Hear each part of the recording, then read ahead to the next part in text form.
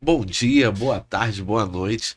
Você que está seguindo a gente aqui, o Contador que Conta. Como eu falei, a gente está fazendo uma série de podcasts voltado para o teu negócio, né? Então, assim, onde costuma ter mais problema na empresa? Na parte de contratação, na parte de funcionários. Porque é onde a gente lida com várias pessoas, com várias realidades, com vários detalhes. Então, o que que eu fiz hoje? Hoje eu trouxe aqui a Ruth e a Fernanda, que são do departamento pessoal da PCN Contabilidade, e a gente vai falar sobre vários pontos do teu departamento pessoal.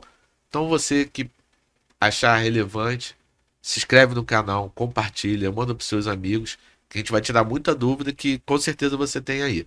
Meu nome é Ruth, eu trabalho aí com essa parte de departamento pessoal, recursos humanos aí há mais de 10 anos. Não vou falar certinho o tempo para não revelar a idade. E aí eu tenho essa trajetória, né, de alguns segmentos, tanto na parte de transporte, tanto agora na PCN Contabilidade, cuidando de o foco de alimentação dos restaurantes e sempre buscando, né, dar para o cliente as melhores informações, os melhores aconselhamentos de como ele pode lidar com seus funcionários, seguindo a legislação, na resolução de conflitos. Hoje, na PCN, esse é o nosso foco, tá ali auxiliando o cliente em tudo que ele precisar. E você, Fernanda, conta um pouquinho do seu caminho. Eu tenho uma grande experiência também no departamento pessoal. E como algumas pessoas, eu caí de paraquedas nessa área e me especializei, amo o que faço. E agora também na PCN, a gente faz o melhor para a gente poder dar para o nosso cliente, né? As respostas mais rápidas, né? É, voltada aí junto com a legislação, enfim. Então, pra gente poder ter um caminho aí de, vamos lá, de perguntas, eu vou falar vários pedaços e a gente vai falar aí como é que tem que ser. Então, o primeiro ponto que eu acho que é o principal, né? Você tem um colaborador. Tem muita gente que tem empresa pequena, achar, ah, não, eu posso fazer só freelance, eu posso pagar ali na mão. Ah, não precisa ter carteira assinada, senão eu vou pagar muito, o custo vai aumentar muito da minha empresa. Gente, vamos lá. Admissão. Qual o roteiro? Qual o caminho para a gente ter uma admissão correta? Então, acho que a admissão começa, a princípio, assim, numa boa seleção, né? Você identifica aí que você está precisando de um novo colaborador, e aí você faz uma boa seleção na recrutamento e seleção dos currículos, enfim. E aí você pode ter até ajuda agora, atualmente da IA, para poder selecionar seus currículos, enfim. E nessa parte da admissão, quando você recruta ele, você começa lá antes de tudo. Você recolhe a documentação dele, original, né? Tem muita gente que fala que, posso fazer a admissão só com identidade, com CPF. É interessante, né? E a legislação pede, né? Que você peça toda a documentação que a maioria das documentações que o funcionário tem, né? Então, é muito importante a gente ter cada documento que a gente faz uma lista, um checklist aí da documentação, para a gente ter todas as informações coerentes do funcionário. Então aí a gente faz essa ficha. No início começa com a ficha, né? E aí depois a gente faz um encaminhamento aí para fazer o exame admissional. Uma coisa também que é muito importante, porque as pessoas acham que só pegando a documentação, fazendo lá a contratação deles, colocando eles para trabalhar na loja, já está apto para o trabalho. E aí a gente precisa que faça aí o exame admissional, né? Legal essa questão do exame, porque já aconteceu de clientes, né, terem funcionários que mandam para o exame deu negado e a pessoa não começou a trabalhar. E às vezes, imagina, se você pular essa etapa e já botar a pessoa para trabalhar, como é que você vai falar? Ó, você não vai continuar não porque o teu exame não deu apto, né? Não, também existem os casos, por exemplo, a pessoa chega lá, a pressão está um pouco alterada, está um pouco alta, né? O colaborador vai no cardiologista, vai no seu médico de costume, acerta o remédio, volta depois de um período e tudo bem, ele vai estar apto à atividade, né? Tal qual o exame também admissional, é importante dizer que tem o exame de retorno do trabalho e o exame demissional, mas falaremos isso mais à frente. Ainda falando sobre admissão, é, uma vez que foram entregues todos esses documentos, os documentos chegaram para a gente. Em relação ao E-Social, o E-Social é muito interessante para quem está em casa, porque, né, antigamente a gente não tinha o E-Social, a pessoa podia começar a trabalhar 3 meses atrás, você ia lá, pegava o livro, fazia a cronologia dos dados, colocava e era o controle da empresa. Ia pagar o imposto atrasado, ia acertar tudo, mas o governo não tinha essa ciência no começo. Hoje, com a social, quais são os prazos, quais modalidades, como é que é feita a admissão? O exame médico, ele precisa ser feito antes do colaborador efetivamente iniciar os seus trabalhos, tá?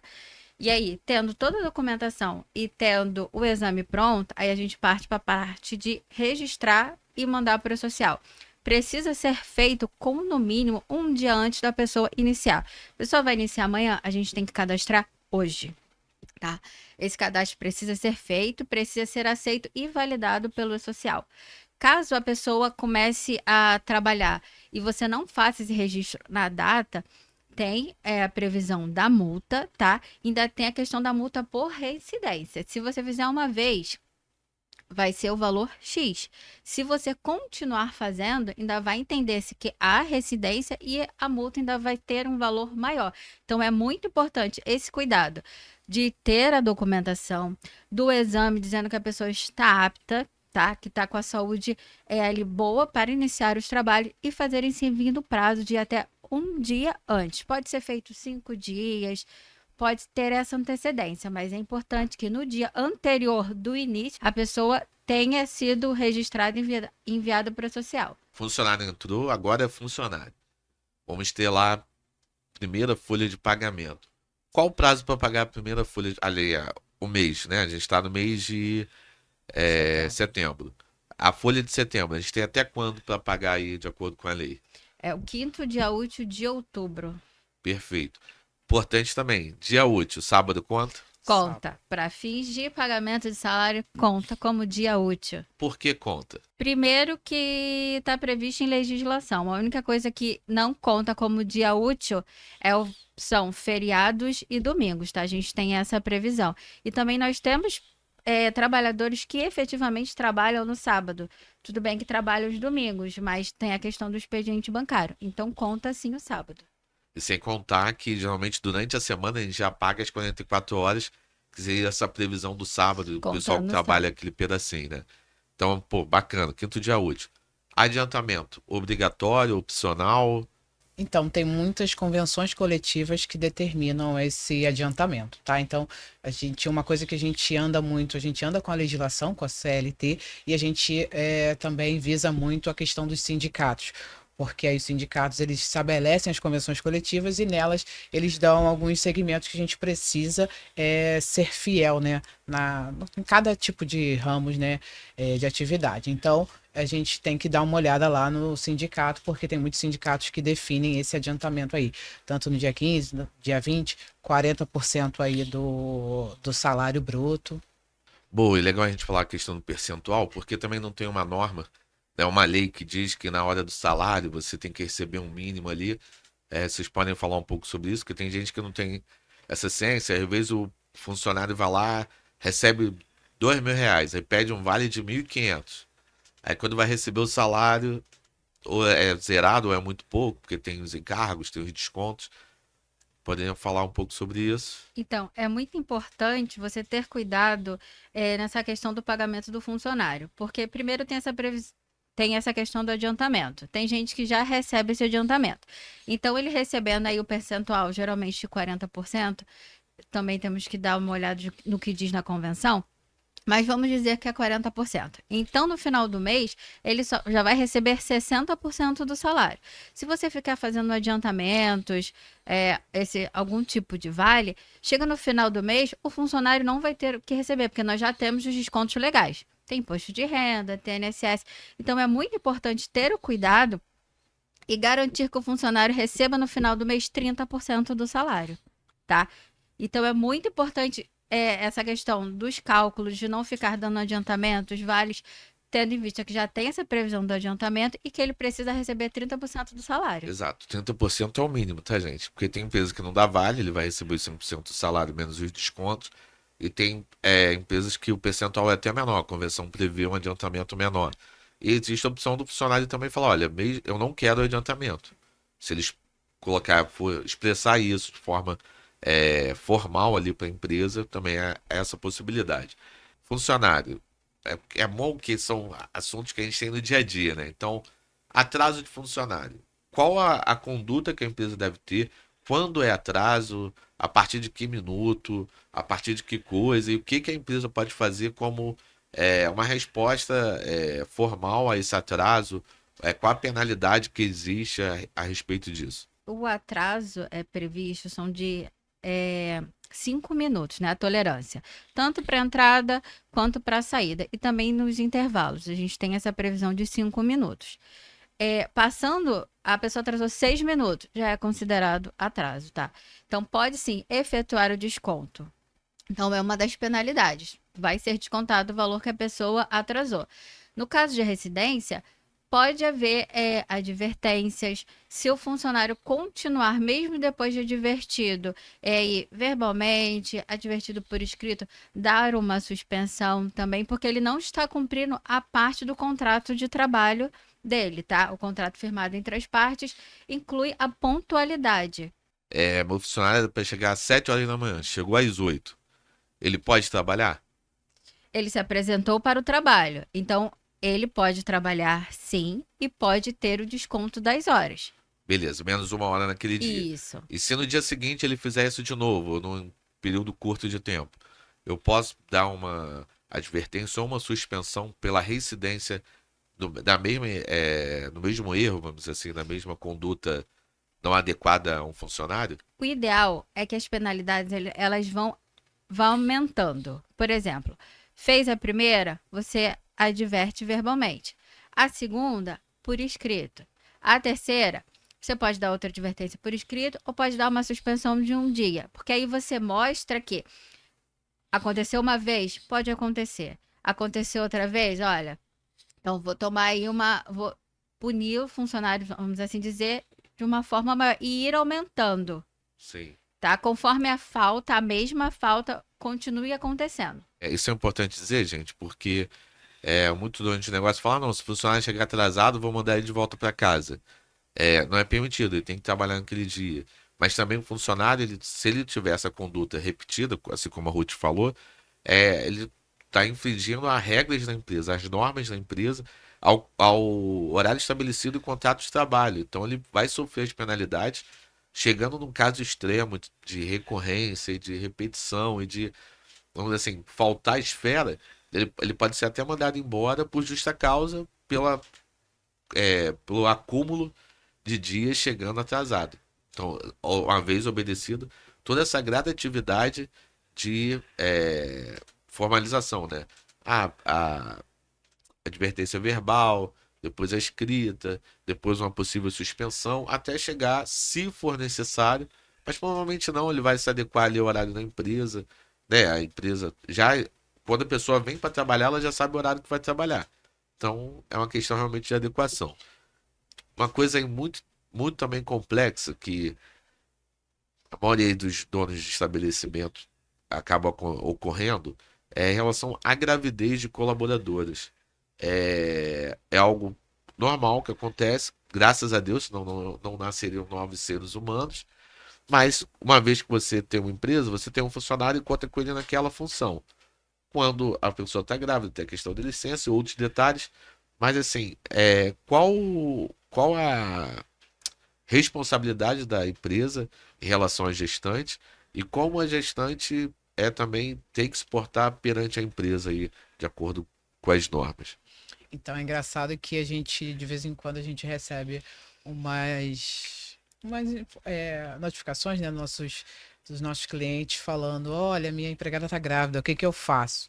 Então, você tem que visualizar que a partir daquele momento, aquela funcionária, ela tem estabilidade, né? Então, a funcionária informou que está grávida, ela começa a ter estabilidade naquele momento. E aí a estabilidade diz que não pode ser mandada embora. Então, assim, tem grávidas que a gente sempre orienta que a grávida ela continue fazendo seu trabalho normal, né? Se ela precisar se ausentar, ela precisa informar antes. A gente sabe que vai começar uma rotina aí de atestados médicos, a gente sabe que vai começar uma rotina aí de acompanhamento dela médico. A gente fala que elas precisam avisar com antecedência, porque as consultas são marcadas com antecedência. Se tiver uma emergência, avisar também. Toda vez que tiver alguma consulta, trazer sempre o atestado, né? A empresa, ela não pode, lembrando que a empresa não pode pedir que a grávida, por exemplo, a pessoa que falou que está grávida, faça um exame de gravidez, tanto no admissional, por exemplo, vou admitir a pessoa e vou pedir para ela fazer um exame de gravidez. Não, isso aí não pode, a legislação não permite, tá? Mas a partir do momento que ela fala que está grávida, ela tem estabilidade e aí ela pode apresentar para você aí os atestados médicos. Tem muitas grávidas que começam a passar mal ao decorrer da gestação e se torna, às vezes, um problema para o empregador. Então, a gente fala que, voltando até a questão dos atrasos, né, dos funcionários com atrasos, a gente fala que os empregadores precisam manter um histórico, né, dos seus funcionários. Então, poxa, a grávida faltou, não levou atestado, você pode dar uma advertência para a grávida, não tem problema. Teve várias recorrências, você pode dar uma suspensão também, não tem problema, mas a gente tem que ficar se resguardando, né? A gente tem que montar um histórico aí da grávida, né? Um histórico, né, de cada funcionário, né, com as penalidades que ele for sofrer, enfim. Às vezes o empregador acha que isso aí não é importante. Eu já falei com ela, mas você documentou essas informações, enfim. Então, assim, grávida tem estabilidade, tem algumas grávidas que elas não continuam com a sua rotina normal e aí começa a faltar, começa a não fazer o trabalho, né? Então, a nossa orientação é que a gente faça essas advertências, né? E a nossa orientação é sempre que, quando tiver mais aí de 15 atestados, né? Num período aí de até 60 dias, a gente encaminhe ela para uma licença doença, pode ser até a licença antes, né? Da licença maternidade. Ela possa cuidar da sua Da saúde e da saúde. saúde do bebê, né? É importante quando a Fernanda trouxe pra gente os 15 atestados, na verdade são 15 dias. Ela pode dar até um atestado só, se passar dos 15 dias, o ideal é que ela vá realmente para o INSS para ter esse cuidado. Porque acontece, às vezes a pessoa tem um problema de pressão alta na gravidez, tem descolamento de placenta, outras coisas, então ela vai entrar pelo auxílio saúde. Ela não está desamparada. A empresa também não perdeu. Tanto que quando ela volta, ela tem também um período de estabilidade de um mês para estar trabalhando. E depois da licença maternidade, é a estabilidade mínima. Também quando se fala estabilidade, é bom ficar frisado, até por isso que a Fernanda falou ter tudo documentado, porque a gestante continua sendo colaboradora. Então, ela tem estabilidade? Tem, mas se ela foi subordinada, se ela se atrasar, se ela faltar com respeito com os demais funcionários, qualquer outra coisa que não esteja adequada à função, ao comportamento e à normativa de um funcionário, ela pode sofrer todas as sanções, advertência, suspensão e voltando. Até no último caso, que sempre eu falo isso, tem que ser visto como o último caso, o mais extremo, uma demissão por justa causa. Só que, assim também como a Ruth trouxe, é uma questão gradativa e sem realmente incorrer nisso. Porque existem as particularidades desse período que tem que ser bem verificadas, né? Tanto da parte, né, da gestante quanto da parte da empresa, para os dois chegarem no melhor caminho. Porque é muito legal. Tem vários clientes meus que a pessoa sai para ter o bebê, volta e está na empresa há anos. Então, assim, a condição de estar gestante é uma condição temporária, né? E que ela vai voltar, se assim ela desejar, e continuar na empresa aí até quando quiser.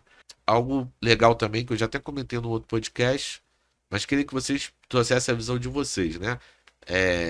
Por conta de um cliente lá do escritório, eu comecei a fazer provisão todo mês para demissão, férias e 13º. Então, explica um pouco como é isso na prática lá no escritório.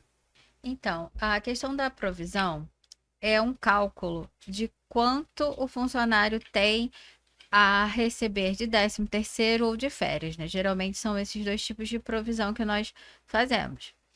E aí é interessante ter esses números, por quê? Porque a empresa ela vai se organizando. Por exemplo, hoje eu tiro a provisão de um cliente de 13º. Então ele sabe que do início do ano até agora, quanto ele tem que pagar para cada funcionário.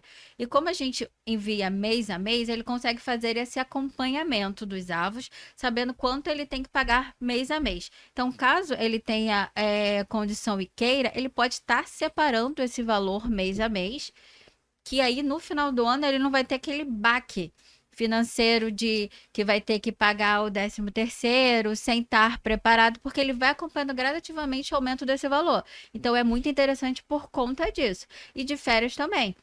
A cada mês a gente envia quanto vai aumentando, né, cada avo do funcionário e caso ele desejar, ele pode ir guardando esse dinheiro que assim, quando o funcionário chegar a ter que tirar férias, que chegar ali o prazo que ele conceder, ele já vai ter aquele dinheiro guardado, ou pelo menos ele vai ter ideia de quanto vai custar, tanto as férias quanto o 13º, ali para não dar aquele impacto no orçamento dele, assim, de um valor assim que ele não esperava. Então ele vai acompanhando. E a provisão também ajuda bastante também na questão da rescisão, né?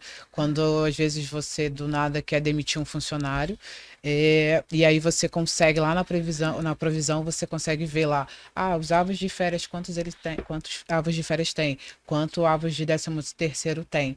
E aí você já tem aquele valor ali pré-determinado ali, você já sabe o valor que mais ou menos dá lá a rescisão lá do seu funcionário.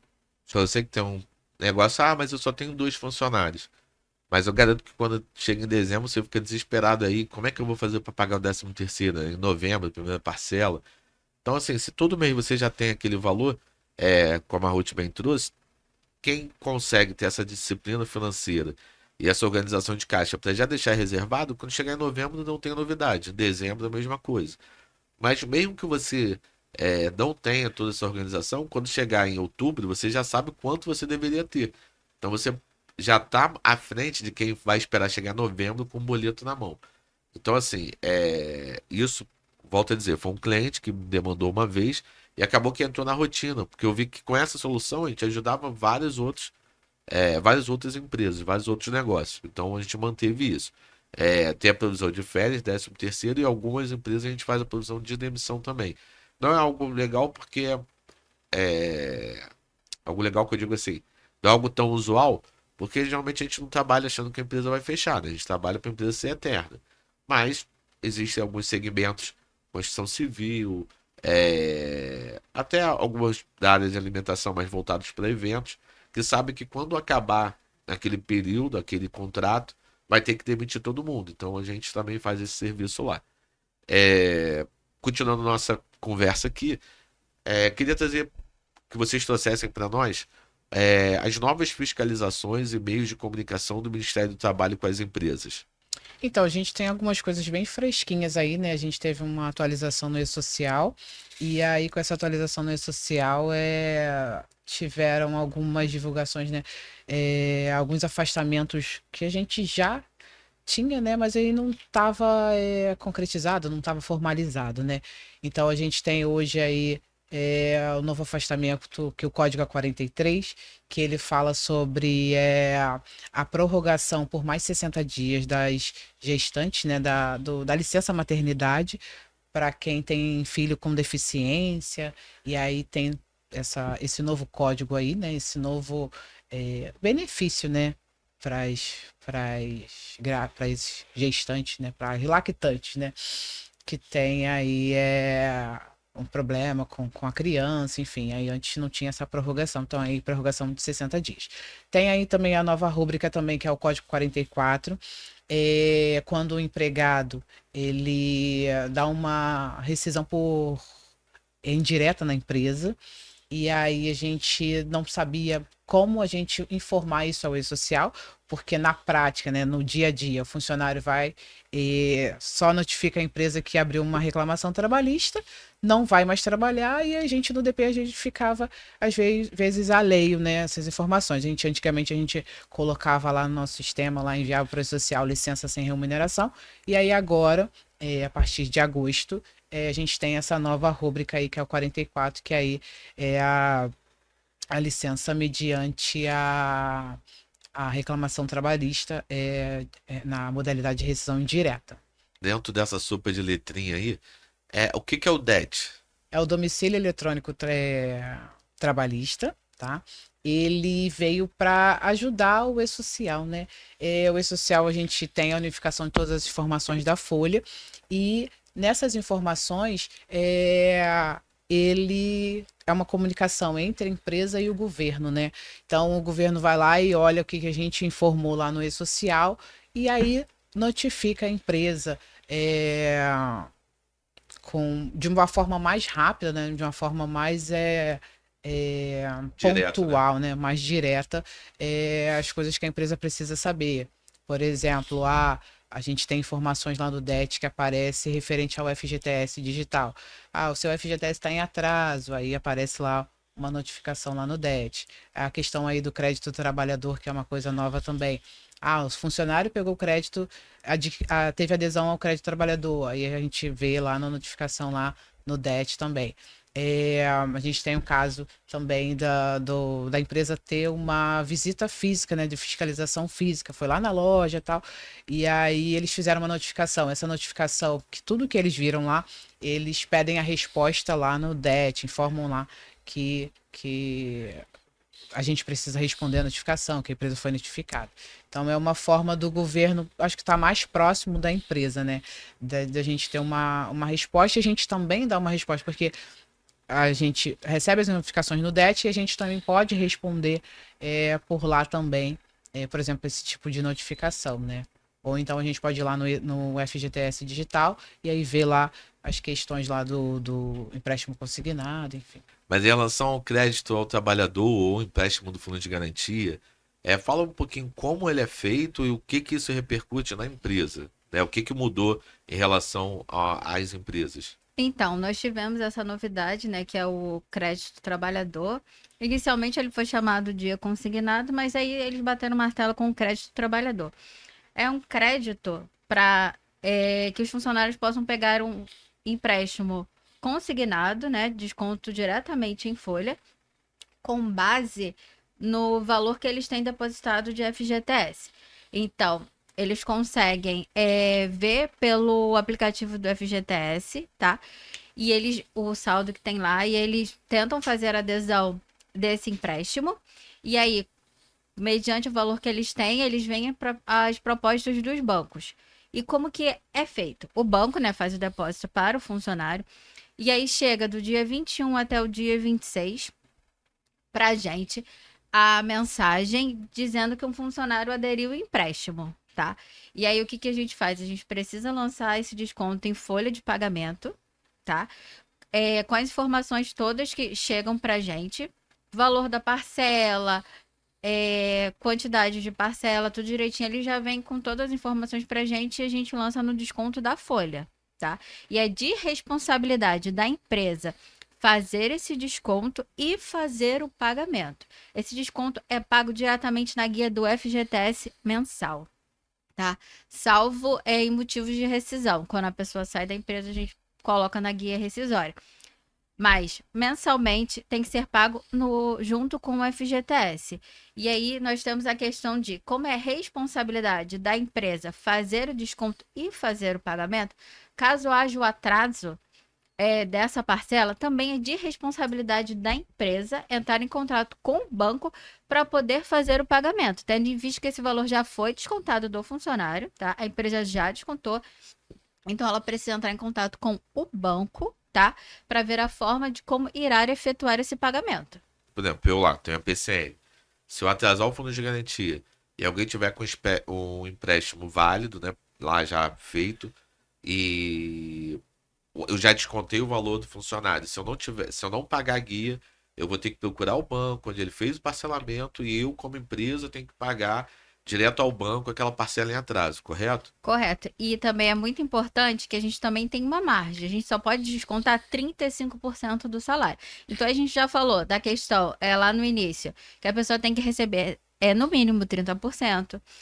E a gente só pode descontar no máximo 35% do salário. Então tem que ter cuidado dessa questão de vale e tudo, porque ele precisa ter lá o valor para descontar do empréstimo, tá?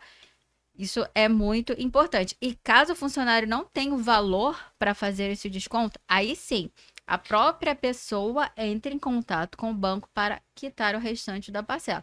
Então aí tem, quando a empresa não paga, ela entra em contato e vê com o banco que tem que pagar. Quando o funcionário não tem a margem para desconto, aí o próprio vê o quanto foi descontado em folha e o restante ele mesmo negocia com o banco. Os empregados, eles acham que o funcionário só pode pegar um empréstimo. E na realidade ele pode pegar até a margem dele esgotar, né? Então a gente tem casos lá de pessoas que têm 5, 3 empréstimos e essa conta aí tem que fechar, né? A gente tem que colocar todos os valores lá. E aí por isso que a gente também falou da questão do cuidado com os vales, enfim. Porque a gente tem que descontar lá e até 35% aí do salário dele. Vocês imaginem, né? Se a gente tem 35 que a gente pode descontar de empréstimo. Se a convenção coletiva falar que é 40 por cento de adiantamento, a gente já chegou em 75, então não pode. Então a gente vai poder descontar só até o limite dele receber os 30% na época do salário. Então, atentem a isso. Se puder também instruir o funcionário de vocês a realidade financeira, a realidade de tudo, porque também é muito ruim. No caso de desligamento, a partir do desligamento é da responsabilidade do funcionário o pagamento das parcelas. Então, muitas vezes a rescisão vai ser para pagar empréstimo. Então, assim, dá uma conversada, dá uma orientada que, né, tem que ser bom para ele, mas ele também não pode se enrolar depois. Gente, então a gente falou da admissão, a gente falou da licença maternidade, a gente falou do E-Social, a gente falou do DET, agora do empréstimo trabalhador.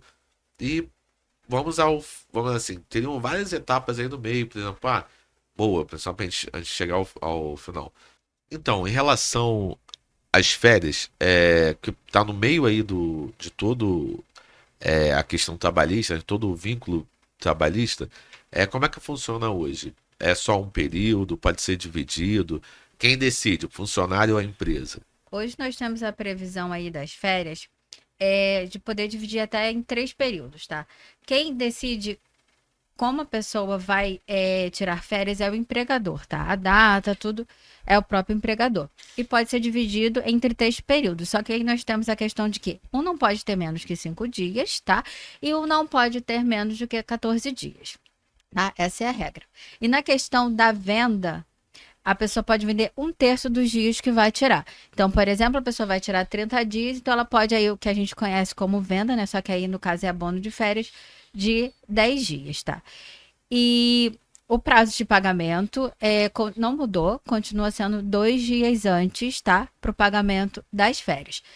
O ideal também é que a empresa tenha uma programação de férias, tá? Porque o funcionário precisa ser avisado 30 dias antes da data que irá tirar férias, tá? Isso é muito importante até mesmo para a pessoa se programar, tá? Então, você dá aquele aviso com a data que ele vai iniciar, com a data que vai terminar, tá? Aí com 30 dias antes.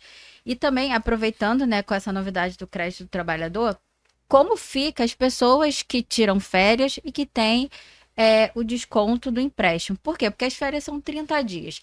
Se o funcionário vai ficar lá 30 dias, vai receber adiantado nas férias, como é que a gente vai fazer o desconto? O desconto é feito em recibo de férias também, tá? Além do pagamento mensal, tem essa possibilidade, essa previsão de desconto do empréstimo do crédito do trabalhador nas férias.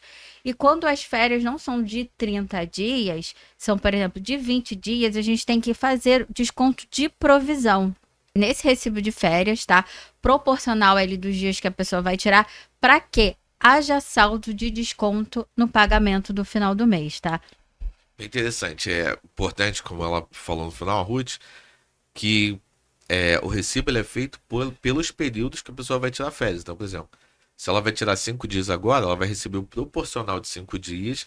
E se tiver desconto, vai ser descontado o proporcional de 5 dias de desconto em relação ao empréstimo. Então, até uma organização financeira, quando você consegue parcelar, vamos dizer assim, impacta menos no seu orçamento quanto empresa. Então, lógico, é uma via de mão dupla, tem que estar bom para os dois, mas, como a Ruth bem disse no começo, a decisão é do empregador, né?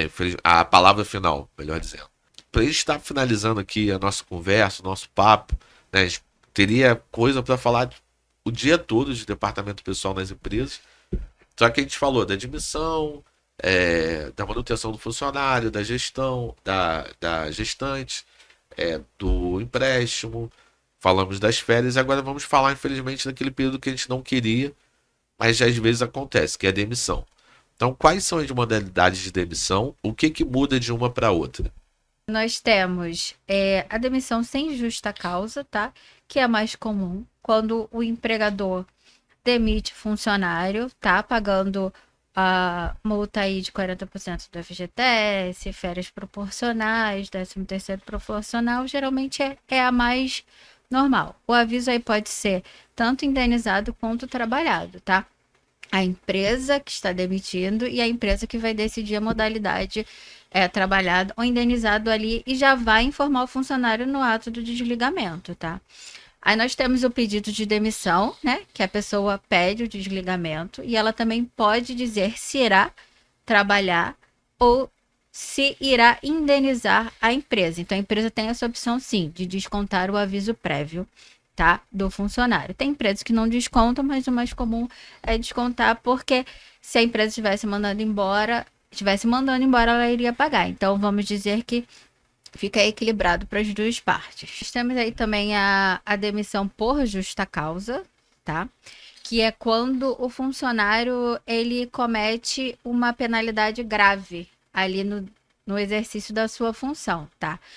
Ou pode ser uma penalidade grave uma vez só, a primeira vez, ou pode ser, igual nós falamos, sobre a questão da advertência. A recorrência, né? Exatamente, que continue com aquele erro e a empresa vai mostrando que está conversando, que está advertindo, que está suspendendo e a falta continua. Então, a empresa faz esse desligamento por justa causa, tá? Nós temos também um acordo entre as partes, ele é meio que novo, né? Tem uns anos aqui para cá, mas ele é o mais novo entre eles, que é quando a empresa e o funcionário decidem finalizar esse contrato de trabalho. Mas aí nós temos particularidades para esse tipo de rescisão. No caso, a empresa que vai estar demitindo o funcionário, caso o aviso prévio seja trabalhado, são 30 dias. Caso seja indenizado, são 15, tá? E nessa modalidade, o funcionário não vai ter direito ao seguro-desemprego, mesmo que a empresa esteja mandando, não vai ter direito. A multa do FGTS de 40%, que é da modalidade sem justa causa, que é a mais comum, vai para 20% nessa modalidade de acordo entre as partes e o funcionário ele só consegue tirar 80% do fundo de garantia, tá? Ressalto também que essas modalidades em que o funcionário é demitido e pode retirar o fundo de garantia vai depender muito se ele é optante ou não pelo saque aniversário do FGTS, que é uma coisa nova aí também que a gente tem de uns anos para cá, mas que faz muita diferença. Porque quem é optante pelo saque aniversário só pode tirar o valor do FGTS no mês do seu aniversário. Então, mesmo que tenha direito, o dinheiro vai ficar lá. E não é nada que o empregador possa fazer. Porque foi o próprio funcionário que fez a opção. O empregador não tem nem como mexer ou alterar, tá? Isso é de responsabilidade do empregado. Então, tudo isso precisa ser analisado se a pessoa for pedir demissão, tá? E se a empresa for demitir, ela não precisa prestar atenção nesse ponto, porque não é de responsabilidade dela, tendo em vista que é algo pessoal escolhido pelo funcionário. E a gente tem também a rescisão indireta, né? Quando o trabalhador se sente lesado, né? De uma forma geral, questão de falta de pagamento de FGTS, falta de atrasos em salários, aí o empregado ele vai e entra com uma ação trabalhista e faz aí a sua rescisão indireta, né? E aí, aproveitando esse gancho do desligamento, a gente tem que lembrar que conforme na admissão a gente faz o exame admissional, a gente precisa fazer o exame demissional, né? Então, assim, salvo os casos de término de contrato, que aí a gente tem aí 3 meses, o ASO, né, ele dura aí em média aí 135 dias, dependendo aí do PGR, né?